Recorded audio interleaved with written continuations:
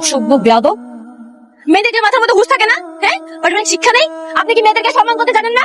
আমি আপনাকে কখনো সম্মান করলাম? একদম চুপ, কোনো কথা বলবেন না। আপনাদের মতো মাস্তানদের আমার খুব ভালো করে জানা আছে। আপনাদের কি করা উচিত জানেন? একটা একটা করে ধরে জেলের মধ্যে ঢুকানো উচিত। আচ্ছা, ব্যাপার আমি কি করছি সেটা তো বলবেন। ও, কি করছেন আপনি জানেন না?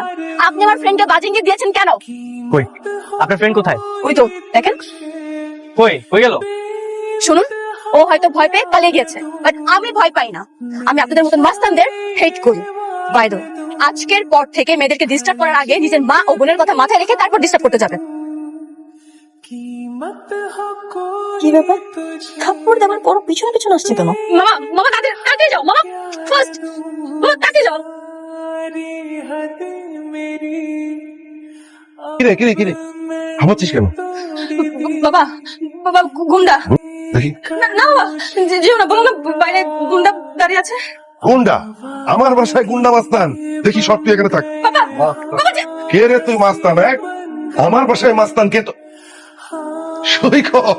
আসসালামু আলাইকুম আঙ্কেল। ওয়ালাইকুম আসসালাম। বাবা, তোমার মোবাইল কেন বন্ধ ছিল? আসলে আঙ্কেল ফোনের চার্জ শেষ তো, তাই আপনাকে কল দিতে পারিনি। ওহো, আসো ভিতরে আসো। ও মাস্তান হবে কেন? তো শিয়াব আঙ্কেলের ছেলে। বলেছিলাম না যে ওর আসার কথা? কে এসেছে? কে এসেছে? তোমাদের বলেছিলাম না যে শিয়াবের ছেলে আসবে? সৈকত খুলনা থেকে এসেছে। এখানে থাকবে, এখানে থেকে চাকরি খুঁজবে। অনেক কষ্ট করে এসেছো, যাও বাবা ফ্রেশ হয়ে নাও। যারা, তুই ওকে গেস্ট রুমটা দেখিয়ে দে, ও এখন থেকে এখানেই থাকবে। আমি কিচ্ছু করতে পারবো না। তোমাদের গেস্ট তোমরা যা করার করো, আমার তো টাইম নেই। কেমন কথা এটা?